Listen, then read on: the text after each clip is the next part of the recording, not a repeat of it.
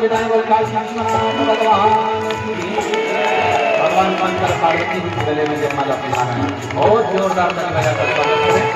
कन्यादान कर रहे हैं यजमान परिवार, तिलक कर रहे हैं जो हमारे बीच में आई विराजमान है, तो तिलक कर रहे हैं श्री पार्वती का।